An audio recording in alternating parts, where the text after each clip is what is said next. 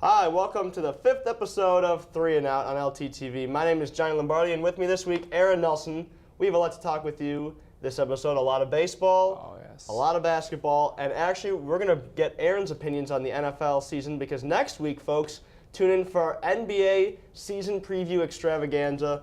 It'll be a lot of fun, so we want to get Aron's quick opinions on the NFL upcoming season, but we're going to start off with the MLB AllStar Game and Home Run Derby, which concluded last night in New York at Mets Citi Field. The American League winning 3-0, Aron, and that ended a 3-year drought for the American League after they had won 12 straight against the National League. National League got 3 in a row, and the American League won last night 3-0. What was the key to the game last night? The key to the game was absolutely pitching. The pitching for the American League was absolutely phenomenal. I think 3 hits the entire game. I mean, if you actually look at the stat sheet, every star player in the National League couldn't even get like a decent contact on the ball. Most of them were strikeouts, pop-ups. There weren't even deep fly balls. They didn't stand a chance last night. Absolutely. American League only giving up 3 hits combined in the game. It was really a snoozer of a game. American League started off early with Mike Trout getting an early double. They didn't score in that inning, but it really kind of got the ball rolling for the American League. And so now the American League that comes out to the World Series will get home field advantage. How crucial will that be? Oh, absolutely crucial. Jim Leyland, the manager of the Detroit Tigers, he was managing the American League last night, and his team went to the World Series last year, and they lost, and they didn't have home field advantage. So I think he's probably thinking to himself that this isn't just an All-Star game. This is for my team, too. So he went out there and played the All-Stars, the starters, for 6 innings, which obviously gave him the lead, 2-0, 3-0. Absolutely, and so that will bring up, what is your opinion on the All-Star Game leading to home field in the World Series? My opinion, it really, getting home field is probably the biggest stage of the World Series. It's the World Series. You want home field. Even if you have a better record and you don't have home field, you can thank the All-Star Game. If you're on a good team and you're in the All-Star team, All-Star Game, you want to win because it's not just for your team. It's it could define your season. Yeah, they brought up the rule: winner of the All-Star Game gets home field advantage in the World Series after they had a tie. And the MLB, in my opinion, kind of overreacted to the situation where they put in the rule. I understand where it's coming from, trying to bring out more competition. But if you watch every All-Star Game, NBA, NHL, the Pro Bowl, and the All-Star Game, even before that rule, the All-Star Game was the one where the players tried the hardest out of any of the professional sports. Oh, absolutely. The Pro Bowl for the NFL is an absolute joke. You see blockers, they just get up and they just stop. They just stand there hey, don't hit me. Just have the guy go score a touchdown. Exactly. You'll see a team blow a 35-point lead in 10 minutes. It's not even fair. The baseball game is mostly, my opinion, most fun to watch because, everyone does try. And that's more important. And I think the MLB sends a mixed message to the teams, the players, and the fans when saying, okay, there's fan voting to determine who gets on. We can stuff the ballot boxes for whoever we want to be on the team. Which I'm not a fan of at all. Every single team gets one representative. So all of those 3 things make it seem like an exhibition type game. Oh, by the way, the winner of this game gets home field advantage in the World Series, where 22 out of the last 27 World Series have been won by the team with home field advantage. So it's kind of like you're at your company picnic and your boss says, hey, let's have a nice fun exhibition bags tournament. Oh, by the way, the winner gets the corner office. Yeah, so corner office. It sends a mixed message, I think, to the players, whereas if it was just make it an exhibition, fans can vote. We'll put the stars in the game. Not every team. Why should a Miami Marlin player decide who gets home field advantage in the World Series? If they really have the stats, then put them in.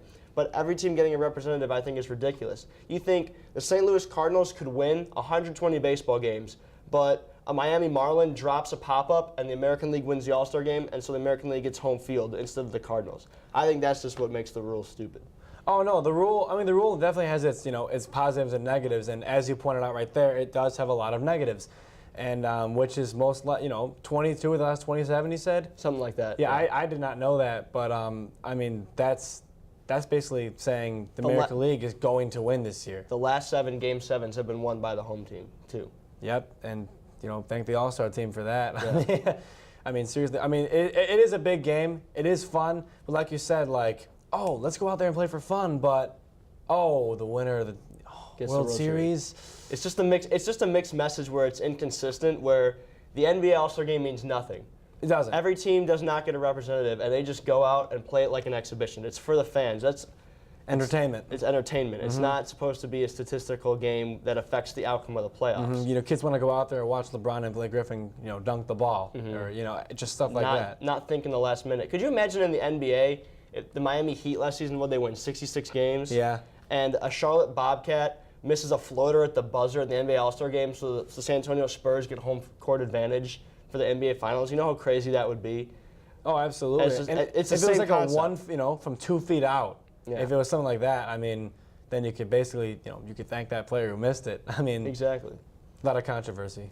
But in staying with our home run derby topic, we're going to talk, or our All-Star Game topic, we're going to talk about the home run derby. Yoenis Cespedes of the Oakland Athletics defeated Bryce Harper in the finals of the home run derby. It was a very exciting home run derby, and I thought it was Yoenis Cespedes put up 17 home runs in the first round. His performance was incredible. Absolutely. He was, in my opinion, the standout player from the entire first round. I mean, all those players can hit home runs. Prince Fielder got, 5, I think, and everyone expected him to come out and win, and he managed 5 home runs before. That's terrible. Prince Fielder? Yeah. I mean, that's not right. But Cespedes, I think he was a sleeper because he plays for, the Oakland Athletics. It's not one of those big market teams. I mean, but he was a rookie last year, so he's not like a big name, but the home run derby definitely got his name out there. Absolutely, and you saw guys like Chris Davis, Bryce Harper, Yoenis Cespedes, and Michael Kadire in the Final Four. Yeah. Kind of names that no one really expected. You saw Prince Fielder not there, Robinson Cano not there, David Wright not there. So it was kind of a no-name Final Four. I don't want to say no-name because Chris Davis obviously is a big name with 37 home runs. Just this year, though. This is a breakout year for him. Yeah. But that'll do it for our first segment here on 3 and Out. We're going to talk a little bit more baseball, but we're going to talk about someone who didn't make the All-Star team that Aaron and I really disagree about. It's going to be a lot of fireworks coming back here on 3 and Out. We'll be right back.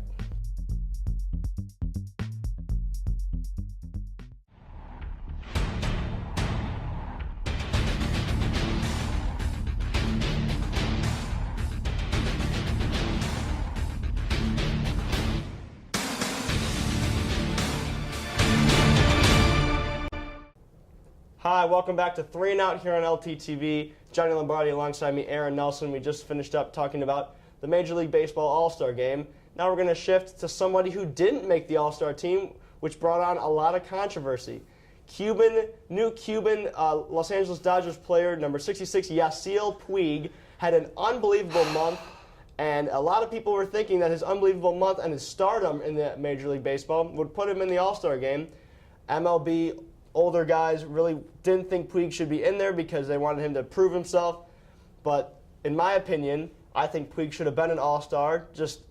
It goes back to the exhibition, non-exhibition factor of the All-Star game. And Aron Nelson, what do you say about Yasiel Puig? I'll let you make your argument first since we're polar opposites on this discussion. Okay, well, first things first. Okay, I know there's no rule for how many games you have to play to go into the All-Star game. But if I were the commissioner, I would first of all make a rule, okay? He had only played, 34, 35 games before the All-Star game, okay? Yeah, everyone has a great month, okay? Some Not rookies... everyone. Okay, when some players have great months, okay? When Starlin Castro came into the league, he hit 400 the first month, just like Puig did. He wasn't really talked about as much. But you know what? Puig plays for the Los Angeles Dodgers, a heavy market team, and they're supposed to go to the World Series, okay? You got to play in more games. He was almost voted in ahead of a guy named Freddie Freeman, a 23-year-old, played 87 games, hit 300, hit home runs, hit RBIs, hit for average, okay? 87 games. He did that the entire first half. Puig, 2 months he missed of the season, okay? Everyone has a good month. Not everyone can do it for another month, though. He has not proved himself. You got to prove yourself in the All-Star. Every time. You got to prove himself, okay? He proved himself for 1 month, but not 3. Not the first half. You got to play more games. I will go back to what you just said. There is no rule for duration, and I think until there is a rule, you got to consider Yasiel Puig for what he accomplished in 1 month. Yasiel Puig had the best first month for a rookie statistically since Joe DiMaggio. That is some hollowed ground talking about Joe DiMaggio and Yasiel Puig in the same sentence. He came to this country on a raft from Cuba, comes into the minor leagues after being signed by the Dodgers, and eventually comes up to the majors in Los Angeles and just takes the sports world by storm and doesn't speak a word of English. He doesn't. No, he doesn't. And he plays baseball with this energetic, kind of flamboyant type of baseball, aggressive that they play in Latin America. And he's just come out throwing guys out from the outfield, hitting home runs, base hits. He's a rookie. He's going to make mistakes. He's aggressive. He's obviously going to fall off. But I think from his month, not only just from a business perspective by Major League Baseball, whose ratings have been down, putting a star like Puig in the AllStar game would have been something good for them and something good for the game. And I understand baseball is all caught up on tradition and history. I love the history behind baseball. It's unmatched by any sport. But I think on some of that stuff, it was just ridiculous. Players like Jonathan Papelbon saying it was stupid or a travesty that Puig get into the AllStar game. To me, that's not a travesty. I think it's something that the sport really needs to embrace young guys instead of baseball's culture where, yeah, you better spend 7 years in the minor leagues before you get there or else you're going to be looked down upon as someone who just a flash in the pan, which I don't think Puig is. And just an analogy, people become stars in this country in less time than a month. Justin Bieber was a star because of a YouTube hit. Carrie Underwood, 10 seconds in on her audition for American Idol, oh yeah, she's definitely going to be a star. So in my opinion, without the duration rule, I think Puig absolutely deserved to be put in there just from an excitement factor for Major League Baseball. I mean, don't get me wrong, he's a very exciting player to watch, but I just feel you got to prove yourself for more than 1 month. All those players that made the team proved themselves for 3 months. That's absolutely true, and so did Freddie Freeman. And I'm not trying to bash Freddie Freeman. Freddie Freeman, it was his first All-Star game. Yeah, right. And I mean, he didn't even play. Didn't Brian McCann come in? Yeah, because he wasn't eligible for some odd reason. I didn't get the full story on that, but it was his first All-Star game. He's 23 years old. I'm pretty sure he wanted to make the team, and he would have been upset if a guy who played 2 months less than him made it over, a guy who played. But I think that goes back to the entire attitude of baseball, where you gotta pay your dues. I mean, it's not like that in any other sport. Like they put Kobe Bryant in the dunk contest his rookie year or his second year because they wanted to see Kobe Bryant against Michael Jordan. They knew he was a star, so they put him in there, even though he hadn't proven himself. In the NHL, you don't have to prove yourself to be an all-star. Patrick Kane was an all-star his second year in the league. I mean, it's just. I mean, I understand, and don't get me wrong, I love Freddie Freeman. Absolutely, in my opinion, I want both of those players to be in the All-Star game. I would take both of them too, but we had to pick one. Exactly, and the Puig argument also goes back to Major League Baseball's rulings on how the All-Star game is played. Every team gets a representative, and fans can vote. I absolutely respect the fans' vote. I think it's a little ridiculous that Los Angeles couldn't outvote Atlanta for a player. I was actually very surprised about that. It is a split city. I guess Los Angeles is split between 2 teams, unlike Atlanta. And the Dodgers didn't have any home games to promote the voting, I guess. But I still thought that was a little funny how Los Angeles couldn't outvote Atlanta. I absolutely respect the fans' vote.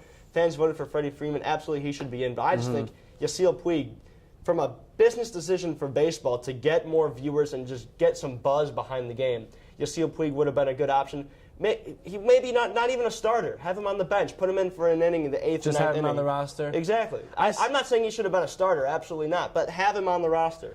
We're going to go to break here on 3 Out, but when we get back, we're going to talk a little bit of NBA basketball and more offseason news. We'll be right back.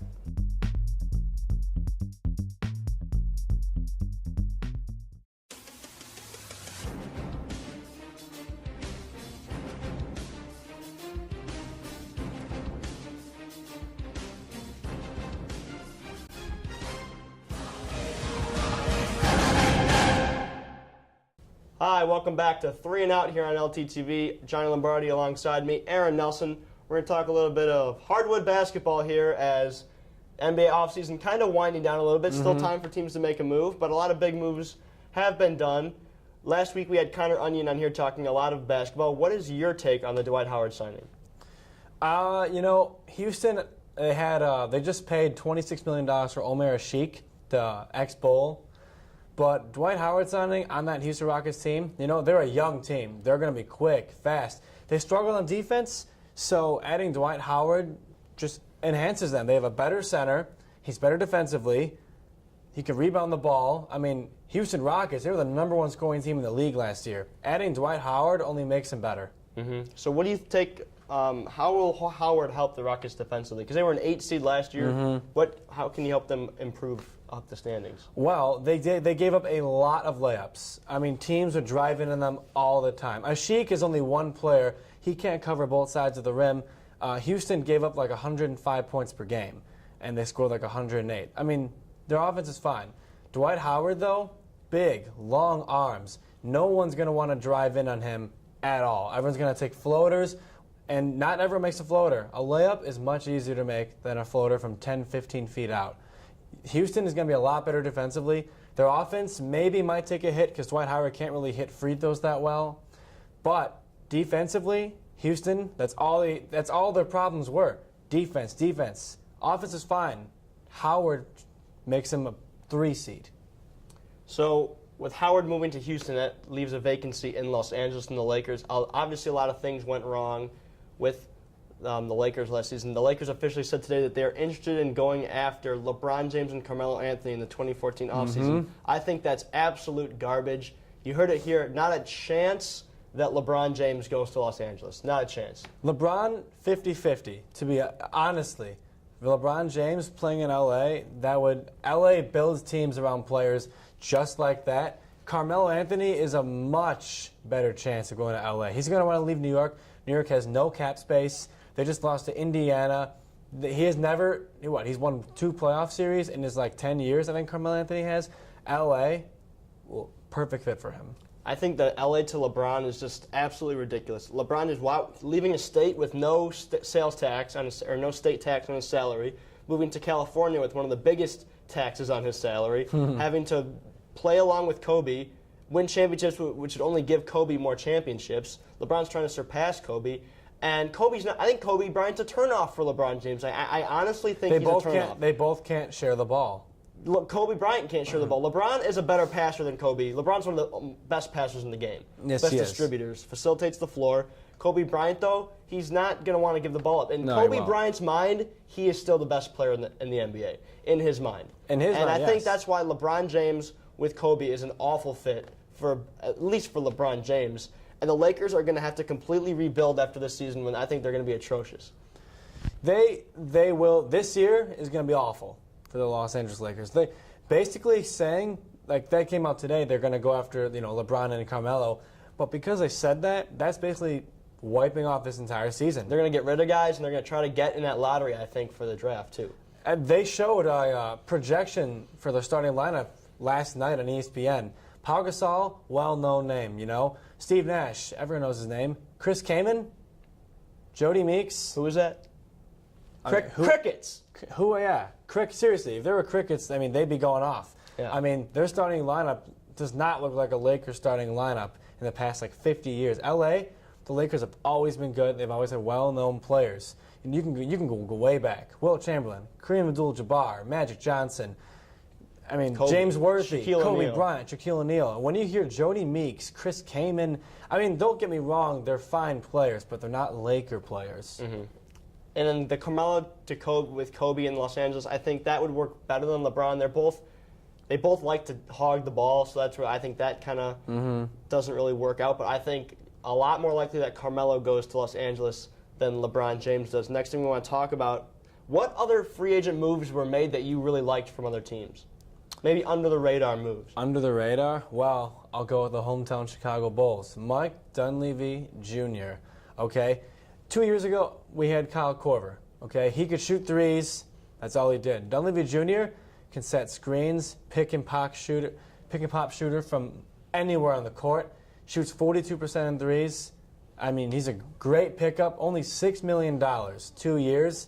That's probably the best move for the Chicago Bulls, a contending team.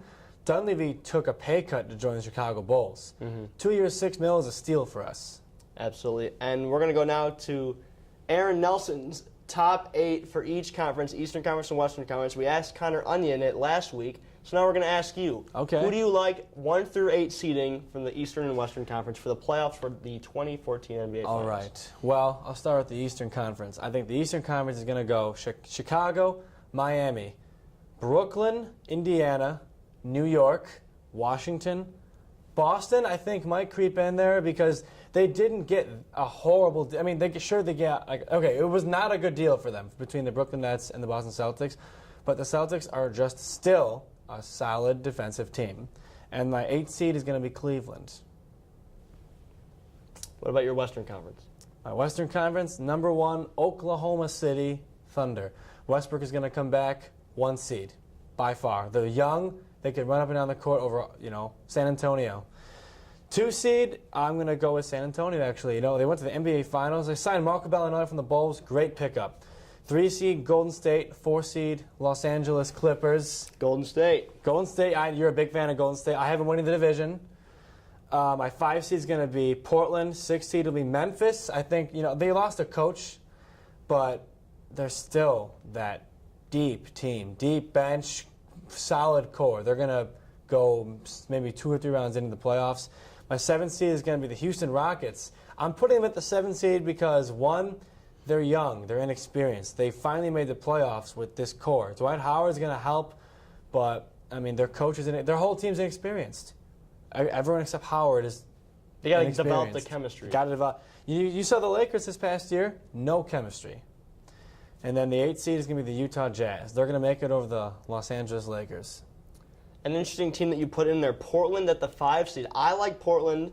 In my Western Conference, I went Oklahoma City, Golden State, Houston, San Antonio, Memphis, the Clippers, then Portland, and the New Orleans Pelicans. I like what New Orleans is doing. It's a potential 8 seed. I also think Minnesota's roster is interesting. But Portland, I really like Portland. I think that's a team for the coming years that's going to be like the Golden State Warriors that we saw last year. They're going to be coming up through the Western Conference. They have the reigning Rookie of the Year in Damian Lillard, who got 20 points per game. He's a building block. Absolutely. We'll be right back here on 3 and Out. We're going to talk a little bit of football. As we said in our opening, Aron Nelson won't be here next week for our football extravaganza, so we're going to get his thoughts on the NFL season. We'll be right back.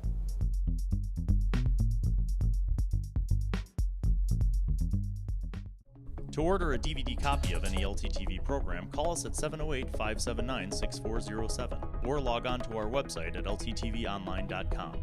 Follow the directions and submit your order. LTTV, welcome home.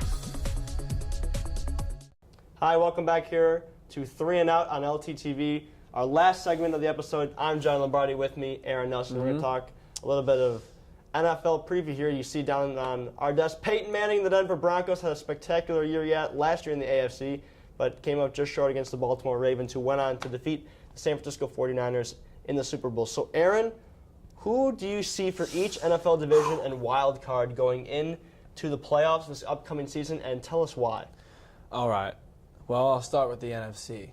I have the Green Bay Packers winning the North Division. You know what? I love the Bears. I actually think they're going to win the wild card. I think they're going to make it in the playoffs. They won 10 games last year and didn't make it because Minnesota made it because they had the tiebreaker. But the Bears adding Mark Trestman, good quarterback coach, I think it'll really help Jay Cutler. I think the Bears will make it the wild card behind the Packers. Detroit Lions, they were brutal last year. I can't see them going any farther. The Seattle Seahawks are going to come out of the what division is that? NFC West, and they're my Super Bowl pick. Too much. They're skilled. They're defense, offense. They have quarterback. They have good coach. You name it. They've got their stadium. They win at home. They go 8-0 at home consistently because that stadium is impossible to play in. I think they beat 2 teams last year by 40 or 50 2 weeks in a row in Seattle. Yeah, so that's why home field's going to be huge for the Seahawks. Oh, absolutely. Then I got the New York Giants. You know, it seems after they win the Super Bowl, they have a down year. So why not have him go pretty deep in the playoffs, right? Eli Manning, he's got 2 Super Bowls. I don't think he's going to win it this year, but they're going to be a good team again. The San Francisco 49ers, the NFC champs from this past year, they're going to be the other wild card team behind. They're in a tough division. Yes, they are. I think they're going to actually not beat Seattle in the division. Yeah. Seattle's going to win the division. San Francisco is going to come out of the wild card. That is where the Bears are going to meet up with them in the wild card. That's going to be really, really tough to do. But San Francisco, you know what? I think it might be Seattle and San Francisco going on, to play for the Super Bowl. Seattle's going to edge them out barely. My other team, the Washington Redskins. Robert Griffin III was a breakout player. No one expected him to come out that good. Last year, week 1, 4 touchdowns, like 300 yards against the New Orleans Saints. In New Orleans, a really hard place to play. That team's ready. They got a good running back who was a rookie last year who rushed for 1,600 yards. They're going to be stacked. I think Washington might. You know what? I'm not sure where they're going to end up, but they will make the playoffs, and they will be a tough team to beat. And let's go to your AFC picks. I'm just going to list them first. Denver, New England, Baltimore, the defending Super Bowl champs, the Baltimore Ravens, Indianapolis Colts, Pittsburgh Steelers, and the Houston Texans. Now, Denver is my Super Bowl pick. I didn't just say that because, you're a big fan of them. Peyton Manning, he will not end his career with just 1 Super Bowl ring. He will get 2. I think they're going to beat Seattle in the Super Bowl. The New England Patriots, who wouldn't put them making the playoffs? Seriously, Tom Brady, 3-time. They did lose a lot of receivers, though. They did, but honestly, Tom Brady's Tom Brady. Any receiver seems to work out. Just hand it off to that former LSU Tiger, Stevan Ridley, also. Stephen Ridley, I had in my fantasy team last year. Phenomenal breakout year. He's going to 1,200 yards rushing, 10 touchdowns. Goal line guy. They're going to be good.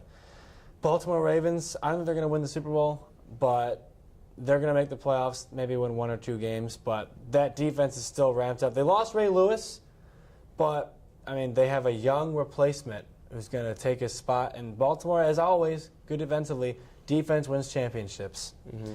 The Indianapolis Colts, Andrew Luck. I think he's a for-real stud, okay? For real. I mean it. For real. He was a rookie last year, made the playoffs, won 10 games. Or 11 games? I think it was 11 or 10. 11 and 5, I think. 11 and 5, that's what I thought. He was a rookie, threw for 4,000 yards. Phenomenal. He's going to, you know what? Usually there's a sophomore slump. He's not having one, okay? He's going to make the playoffs, and I think they're going to be a threat to actually win the Super Bowl. Because that offense, their defense is getting really better. They drafted a lot of defensive players. They'll be good. Pittsburgh Steelers, they're always in the playoffs. They didn't make it last year because of Ben Roethlisberger getting hurt. If he can stay healthy. If he stays healthy, Pittsburgh will be a playoff team. Always hard to play in Pittsburgh, that good defensive squad. They're going to be tough to beat. Houston Texans, they won 13 games last year? 12 games. They won 12-4. They lost like their last couple games, or else they would have been a team with a bye, but they had to play. But they didn't beat Indianapolis. I think they might have beat lost. Cincinnati. They lost to New England. Mm-hmm. Houston will make the playoffs. They showed a little inconsistency at the end of the year on defense, but Matt Schaub, he's an elite quarterback. A lot of people don't say he is, but when you have Andre Johnson to throw to and a running back named Arian Foster to hand the ball off to, they're always going to be a threat to make the playoffs. All right, so those are your playoff teams. Give us some of your dark horse teams that people might not think about that could potentially break out, make the playoffs, and have really good seasons. I can think of one right off the top of my head. The Detroit Lions. Okay, we saw 2 years ago they won 10 games. Matthew Stafford is a phenomenal quarterback. Calvin Johnson is the best receiver in the entire NFL. They just signed Reggie Bush from the Miami Dolphins, which is really going to help the running game, which was literally 28th, 29th in the league. Their defense is, they need some work, but the Detroit Lions, you really can't predict. They could either, have a breakout year and win 11 games or win 4 like they did last year. Mm-hmm. It's going to be a really interesting year in the NFL. I just want to thank you for coming on our show, giving us some of your NFL opinions. I know you're a big fantasy football guy, so you know a lot about the stats and stuff. That'll be it for 3 and Out. Next week, as I said earlier, we're going to be talking all NFL all the time. For Aron Nelson, I'm Johnny Lombardi. Thanks for joining us this week. We'll see you next week, same time, same place.